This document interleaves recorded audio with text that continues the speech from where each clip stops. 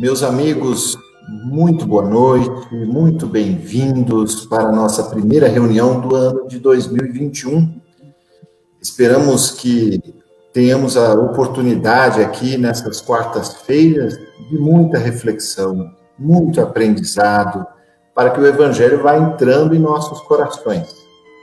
2021, ano novo, uma vida nova, né, que se promete, e nós temos aí como tema da noite Paulo de Tarso, que nos fala da sua renovação interior do homem novo, né, que ele conseguiu construir. Vamos aguardando a chegada dos nossos amigos.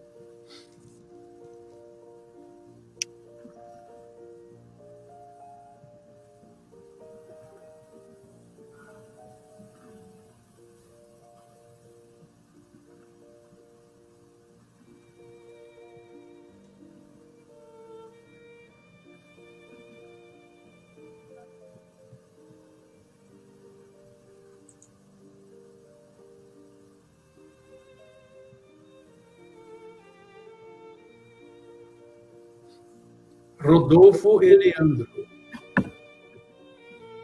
Foi o que eu escutei.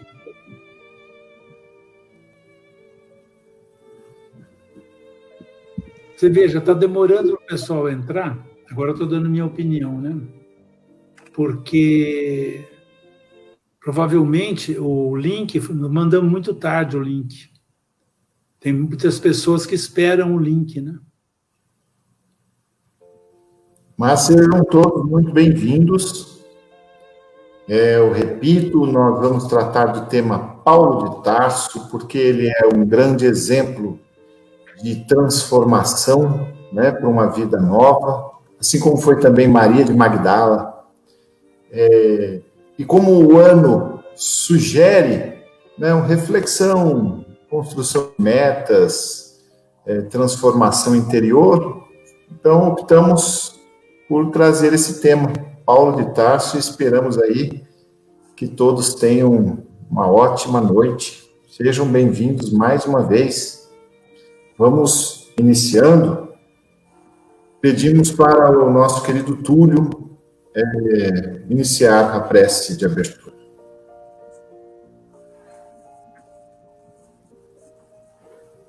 Vamos então, queridos amigos, elevar o nosso pensamento até Deus, nosso Pai, até Jesus, nosso Mestre, de amor e de esperança, e com os corações cheios de alegria por aqui estarmos presentes, sendo recebidos tão carinhosamente nessa reunião do Evangelho, em que estudamos as lições abençoadas dos teus ensinamentos, Senhor Jesus.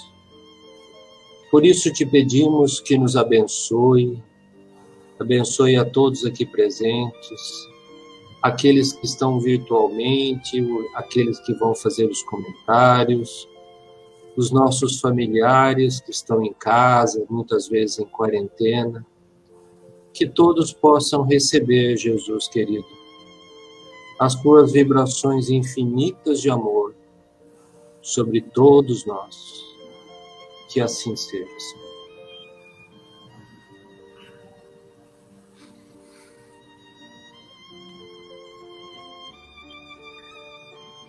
Paulo de Tarso.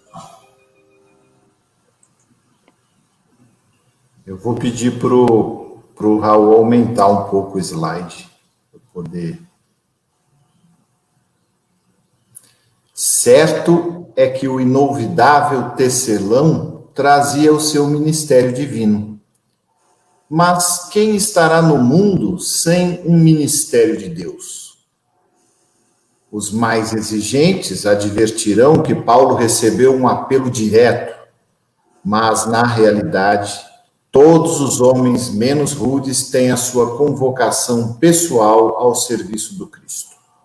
As formas podem variar, mas a essência ao apelo é sempre a mesma. O convite ao ministério chega, às vezes, de maneira sutil, inesperadamente. A maioria, porém, resiste ao chamado generoso do Senhor.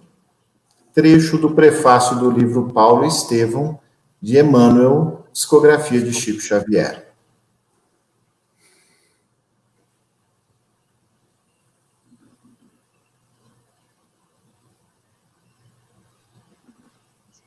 Muito boa noite, meus amigos.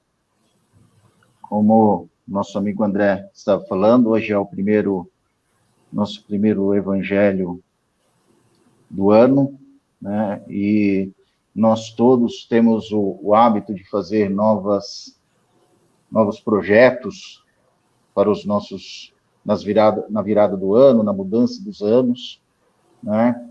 E talvez esse tema seja muito apropriado, porque na história do cristianismo, né, talvez tenhamos poucos exemplos de uma mudança tão rápida, de uma mudança imediata, né, e tão radical quanto foi a de Paulo.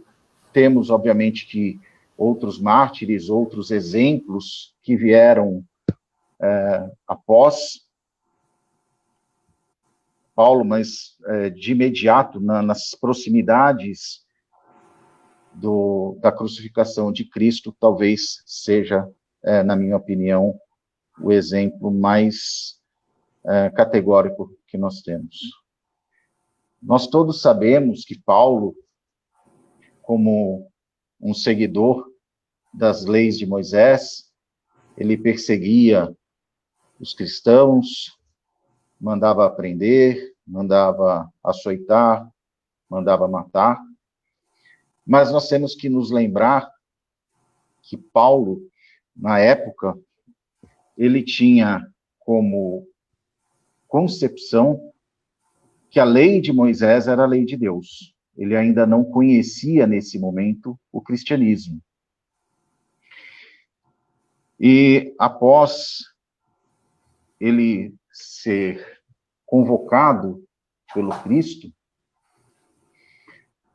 ele simplesmente pergunta a Jesus: o que queres que eu faça? Ele não titubeia, ele não resiste, ele não coloca suas convicções antigas à frente do mestre, ele não pensa nos problemas familiares, nos problemas financeiros, nos problemas sociais que ele enfrentaria. Ele simplesmente se coloca à disposição do Cristo, mesmo antes de conhecer seus ensinamentos. Quando, na estrada de Damasco, Cristo se apresenta a ele, ele diz: o que queres que eu faça? E só depois vamos encontrar Paulo conhecendo os manuscritos dos apóstolos com as lições do Cristo. Nós estamos praticamente 2000 anos depois deste momento, temos todo o conhecimento da doutrina de Cristo, temos a doutrina espírita, que nos veio ampliar o conhecimento à medida em que a nossa evolução permitiu. Temos as obras de Chico Xavier, que traduziram de uma forma mais simples e mais palpáveis no nosso cotidiano todas as lições do Evangelho. E mesmo assim, encontramos, às vezes, todas as desculpas possíveis e imagináveis para não seguirmos o Cristo. Quando estava relendo o livro Paulo e Estevão, a frase "o que queres que eu faça", ela ficou muito latente. Porque Paulo, que era um sacerdote com amplo conhecimento, ele não perguntou o que queres que eu diga, ele perguntou o que queres que eu faça. E Paulo, à época, embora hajam algumas divergências, né, ele levou o cristianismo a todos os cantos que lhe foram possíveis, até o seu martírio, e ele percorreu aproximadamente 24 mil quilômetros fazendo isso.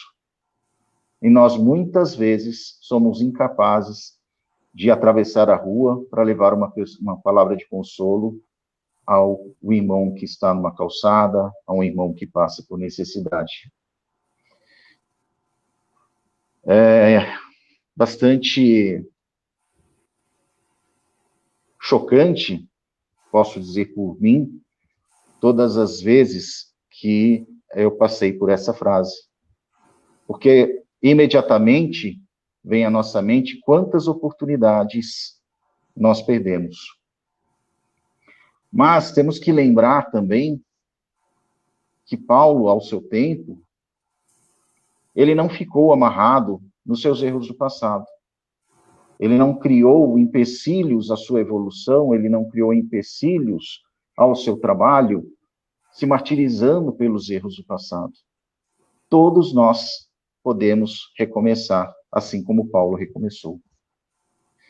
Todos nós podemos acordar todos os dias e nos perguntar: Senhor, o que queres que eu faça? Nós sabemos o que Ele quer que nós façamos. Todos nós conhecemos os seus ensinamentos, né? Ao menos conhecemos a máxima do Cristo de amar ao nosso próximo como Ele nos amou. É isso que Ele espera de nós. Eu, sinceramente, ao reler a obra de Paulo e Estevão, né, que todos, na minha opinião, deveriam ler, eu cheguei à conclusão que seria impossível fazer um comentário mais aprofundado sobre a obra, dada a grandeza de Paulo. E me recordei que talvez uma das lições mais tocantes que nós temos na Bíblia, né, seja justamente de Paulo. Há em Coríntios 1:13, ele nos traz, né, embora haja uma definição, haja uma divergência de traduções, mas, no fim, acabam tendo o mesmo significado, ele nos define o amor. Eu vou pedir licença para ler. O amor. Ainda que eu fale a língua dos homens e dos anjos, se não tiver amor, serei como o sino que ressoa ou como o prato que retine. Ainda que eu tenha o dom da profecia, saiba todos os mistérios e todo o conhecimento, e tenha uma fé capaz de mover montanhas, se não tiver amor, nada serei. Ainda que eu dê aos pobres tudo que eu possuo e entregue o meu corpo para ser queimado, se não tiver amor, nada disso me valerá. O amor é paciente, o amor é bondoso. Não inveja, não se vangloria, não se orgulha. Não maltrata, não procura seus interesses. Não se ira facilmente, não guarda rancor. O amor não se alegra com a injustiça, mas se alegra com a verdade. Tudo sofre, tudo crê, tudo espera, tudo suporta. O amor nunca perece, mas as profecias desaparecerão, as línguas cessarão, o conhecimento passará. Pois em parte conhecemos e em parte profetizamos. Quando, porém, vier o que é imperfeito desaparecerá. Quando eu era menino, falava como menino, pensava como menino e raciocinava como menino. Quando me tornei homem, deixei para trás as coisas de menino. Agora, pois, vemos apenas um reflexo obscuro, como um espelho, mas então veremos face a face. Agora que conheço em parte, então conhecerei plenamente, da mesma forma com que sou plenamente conhecido. Assim, permanecem agora estes três: a fé, a esperança e o amor. Porém, o maior deles, porém, é o amor. Que possamos nos lembrar do amor que o Cristo tem por nós, que nos concede a cada dia a oportunidade de escrevermos a nossa história novamente, que nos concede a cada dia a possibilidade de ao levantarmos cedo, perguntarmos ao Senhor: o que queres que eu faça? E que possamos seguir amando os nossos semelhantes. Ele não pede de nós obras miraculosas, não pede de nós que façamos como Paulo, que percorreu mais de 20 mil quilômetros, numa era quase impossível, né? Seja a pé ou em embarcações primárias, para levarmos o seu evangelho. Ele pede que coloquemos o amor no dia a dia em prática. Existe uma divergência nessa tradução.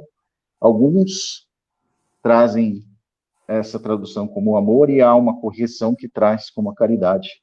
Mas para que não fique dúvida a ninguém, no próprio livro Paulo e Estevão, vamos encontrar no prefácio ainda que a cooperação, a vida entre Paulo e Estevão foi indispensável à grandiosidade de Paulo.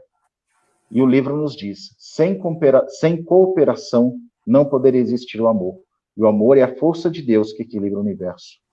Entendemos que a cooperação é a caridade, é o auxílio mútuo, o auxílio ao próximo. Que possamos, então, seguir o exemplo de Paulo e a cada dia renovar os nossos votos de sermos pessoas melhores, de fazermos o que Deus, o que Cristo espera de nós. Nós sabemos o que Ele espera de nós, ao contrário de Paulo à época. Falta de nós realmente vencermos os obstáculos que nós mesmos criamos e colocar em prática. Que Jesus nos abençoe.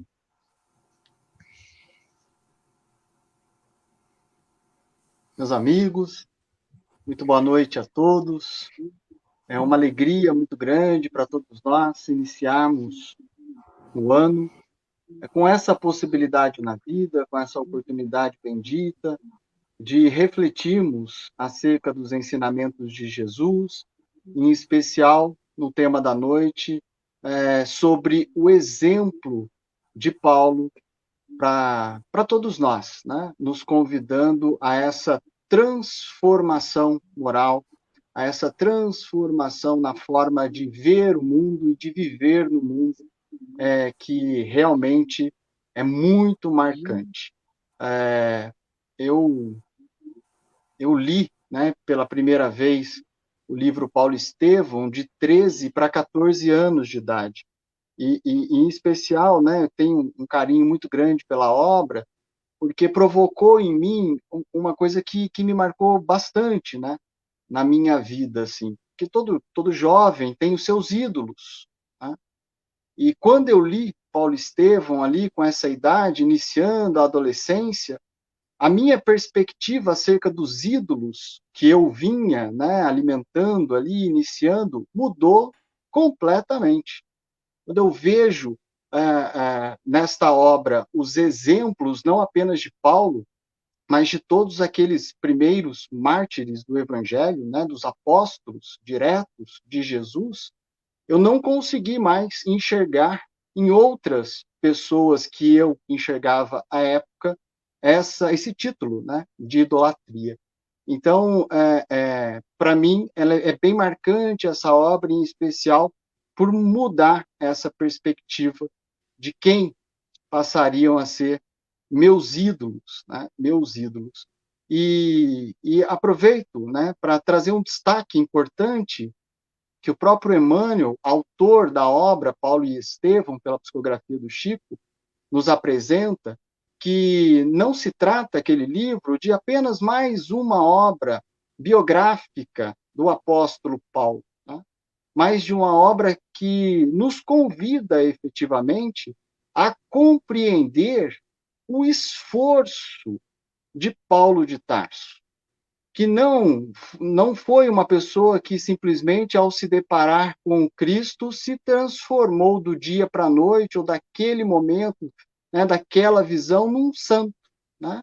Então, Emmanuel nos chama essa atenção, para refletirmos sobre a biografia de Paulo e daqueles outros personagens que estão ali na obra, para nos atentarmos ao esforço de cada um deles, né? Da perseverança, da luta diária, né? Do amor, da prática do bem, da caridade constante, enfim, recebendo o convite do Cristo e buscando realizar esse convite no dia a dia, construindo assim os passos importantes para essa transformação moral. Então, quando a gente lê essa obra, a gente observa muito, né, esses destaques exemplares de todas aquelas personalidades que são trazidas. Não tem como, assim como Rodolfo disse, nós abordarmos, né, num comentário do Evangelho, toda a obra com detalhes, que é uma obra muito detalhada, sem dúvida nenhuma, a principal biografia de Paulo de Tarso, porque Emmanuel não narra apenas os atos exteriores de Paulo. Emmanuel narra também o sentimento de Paulo, o que ele pensava, o que ele sentia nas tomadas de decisão diante das situações. Então, nós temos um olhar completo, né, daquilo tudo que Paulo passou na sua transformação íntima, na sua transformação moral e também de todas as suas realizações. Então, o propósito é nós refletirmos um pouquinho sobre alguns pontos da obra que vamos trazer assim com esse critério de especialidade, mas para fazermos uma comparação de como que nós enxergamos isso e como que nós estamos aproveitando esses conhecimentos profundos, importantes, né? Importantes mesmo para a nossa vida, como que nós estamos aproveitando tudo isso no nosso dia a dia. Então, no primeiro ponto assim de destaque que nós gostaríamos de trazer é que ainda Saulo, né, antes de se tornar cristão, antes de passar a se chamar Paulo, né, ainda Saulo, ele, como o Rodolfo bem disse, era um doutor da lei e era perseguidor do Cristo. E aí, trazendo para o nosso dia a dia, quantas vezes nós nos passamos também por perseguidores, né? Em quantas situações? Muitas vezes não concordamos com as pessoas que alimentam ideologias diferentes da nossa, e por conta disso nós gostamos do embate, né? Gostamos daqueles duelos mentais. Eu vou colocar a minha opinião, porque eu não concordo com isso, eu não concordo com aquilo, e muitas vezes ofendemos, né? E ofendemos, e ofendemos. Então, Paulo, ele deixa de ser o perseguidor, compreende ali os ensinamentos de Jesus, o propósito da vida, e depois ele passa a divulgar o evangelho. Mas, né, quando chamado, as próprias localidades, as próprias igrejas ali, convidavam, praticamente imploravam pela presença de Paulo, e por conta disso Paulo cria as epístolas, né, para alimentar esse vínculo entre as pessoas. Então, esse é um ponto importante, né? Então, vejam que ali demonstra essa primeira fase, um Saulo perseguidor. E muitas vezes nós somos assim, né, no nosso dia a dia. E o convite de Jesus não é que a gente fique na discussão, aquela discussão estéril, que não vai proporcionar nenhum bem a absolutamente ninguém, né? Outro ponto de destaque para a gente refletir é que quando Paulo se converte ali, compreende o cristianismo, ele começa as suas pregações cristãs. Enquanto pregador, né, do Velho Testamento, ele, de uma oratória brilhante, era recebido, né, por todos ali que professavam a mesma fé, com muita alegria, com muita atenção. E quando ele começa a falar sobre Jesus, aquelas pessoas dão-lhe as costas, né, vão embora. E ele se sente muito ofendido com aquilo, humilhado, né? E quando ele procura Ananias, relata isso, demonstra sua dor, o próprio Ananias fala para ele assim, que é uma frase importante para a nossa reflexão, né? Paulo, contra as suas palavras está a sua própria vida. Né? Então, uma reflexão bonita para nós, né? Aquilo que nós estamos falando, daquilo que nós já compreendemos, será que nós realmente exercitamos? Será que nós realizamos aquilo que falamos? Buscamos, né, colocar em prática tudo aquilo que nós já aprendemos, já conseguimos passar para frente em forma de palavras, mas também com os nossos atos. E a partir dali, Paulo, num exemplo de humildade sublime, vai meditar no deserto, né? E outro ensinamento bonito para nós, quanto tempo nós despendemos no nosso dia a dia com a boa meditação, ou seja, refletindo sobre os nossos propósitos na vida. Estamos parando, né? Se desligando um pouquinho daquela forma mecânica do acordar até o dormir, né? Para refletir, para meditar sobre os propósitos da nossa vida. E Paulo, recebendo o convite de Jesus, outro trecho muito marcante do livro, né? E que Emmanuel destaca logo no prefácio também, recebendo o convite ali de Jesus para compreender melhor os seus ensinamentos, esse amor que o Rodolfo bem resumiu para todos nós, nunca esteve sozinho, porque Deus não desampara ninguém.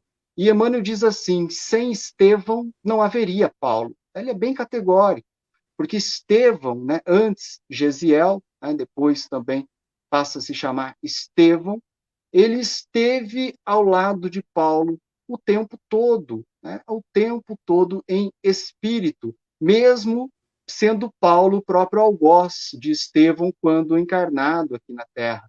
Com seu desencarne, Estevão passa a acompanhar Paulo, ajudando, né, intuindo Paulo em todas aquelas epístolas que são lindas, né, que são muito reflexivas para todos nós. Então, nós nunca estamos sozinhos, sempre temos companhias boas, para um bom direcionamento. E o último ponto de reflexão seria que, no final, né, do livro, o Paulo tem aquela sensação bonita, né, de que não é ele mais quem vive, mas o próprio Cristo que vive nele. E essa é a nossa reflexão também. O quanto nós estamos deixando Jesus viver em nós, dos nossos pequenos atos do nosso dia a dia. Nós estamos falando de uma transformação assim monumental, como é o exemplo de Paulo e de tantas outras personalidades, mas nas pequenas coisas do nosso dia a dia, que nós já temos condições de compreender e de realizar, para que Jesus viva em nós, nos nossos atos. Acho que seriam esses pontos, né, de destaque para a nossa reflexão, um ano todo pela frente, nos convidando exatamente essa vivência e esse olhar, né, para o Cristo consiga viver mais em nós, no nosso dia a dia. Um feliz ano novo a todos, repleto de muita prosperidade, de muita luz, e que Deus nos abençoe e nos fortaleça nesse ideal de a cada dia nos tornarmos pessoas melhores.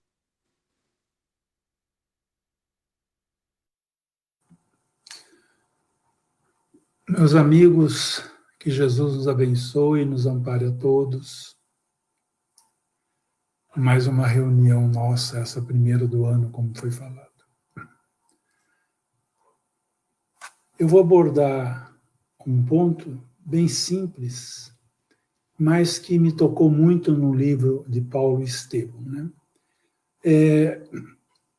Todos nós, quem leu o livro, principalmente, se lembra bem que Paulo, quando ele aderiu, né, ao cristianismo, ele era muito impositivo, né? Para ele era 8 ou 80, não tinha meio termo para o Paulo. Ele era sempre assim. E ele encontrou, assim, teve diversas desavenças, né, com o Tiago, que Tiago, ele, vamos dizer, cedia mais na questão do judaísmo, né? E Tiago agiu assim, de certa forma, sua existência, né? Se a igreja do caminho era perseguida, né? Lá eles prendiam Pedro, prendiam João, prendiam, mas chegavam lá, Tiago estava ali, paramentado, rezando nos moldes de que o sinédrio e o judaísmo exigiam à época. Então ele sempre ficava ali. Ele era respeitado por isso nos meios do judaísmo, né? Mas Paulo sempre foi muito inconformado com isso, né? Paulo não conseguia entender aquilo, não aceitava, tinha diversas discussões, e a vida foi continuando, né? Lá no final da vida, né, quando Pedro já tinha sido preso, né, todos os acontecimentos, a Casa do Caminho estava em situação muito difícil, né? Ele manda uma carta para Paulo, né, pedindo se Paulo podia ir a Jerusalém, que ele gostaria de conversar com Paulo, né, trocar algumas ideias sobre um momento dificílimo que eles estavam passando. Paulo, ao ler a carta, a primeira reação de Paulo, ele diz assim: com que direito, né, Tiago, tem de pedir a minha presença? Com que direito?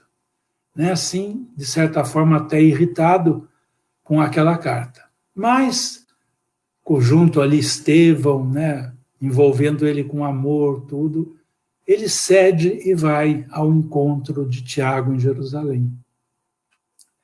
E lá depois de uma longa conversa, né, em que Tiago também expõe o coração dele, né, o porquê que ele agia, ele até diz: nós tivemos missões iguais, você de um lado e eu do outro, para que não tivesse solução de continuidade, né?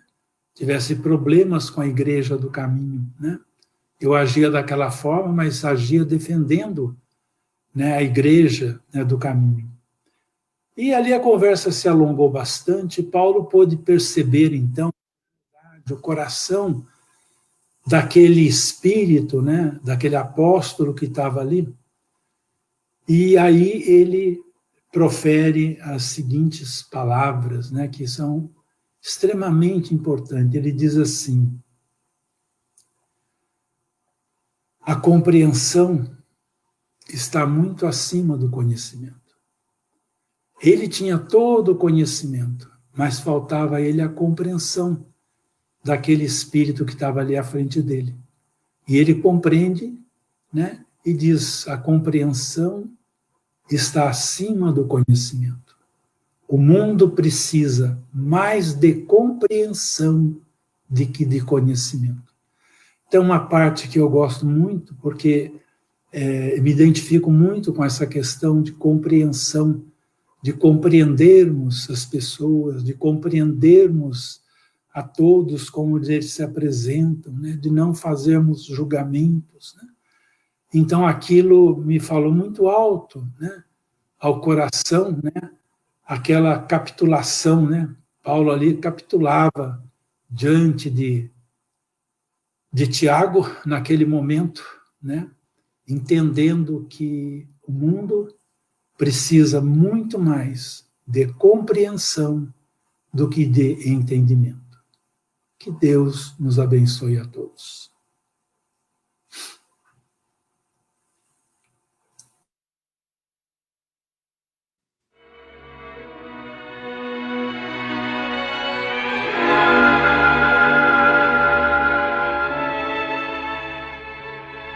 teu livro. A existência na Terra é um livro que estás escrevendo. Cada dia uma página, cada hora é uma afirmação de tua personalidade através das pessoas e das situações que te buscam. Não menosprezes o ensejo de criar uma epopeia de amor em torno de teu nome. As boas obras são frases de luz que endereças à humanidade inteira. Em cada resposta aos outros, em cada gesto para com os semelhantes, em cada manifestação dos teus pontos de vista e em cada demonstração de tua alma, gravas com tinta perene a história de tua passagem. Nas impressões que produzes, ergue-se o livro dos teus testemunhos. A morte é a grande colecionadora que recolherá as folhas esparsas de tua biografia gravada por ti mesmo nas vidas que te rodeiam. Não desprezes a companhia da indulgência através da senda que o Senhor te deu a trilhar. Faze uma área de amor em derredor do próprio coração, porque só o amor é suficientemente forte e sábio para orientar-te à escritura individual, convertendo-a em compêndio de auxílio e de esperança para quantos te seguem os passos. Vive com Jesus na intimidade do coração. Não te afastes dele em tuas ações de cada dia, e o livro de tua vida transformar-se-á num poema de felicidade e num tesouro de bênçãos.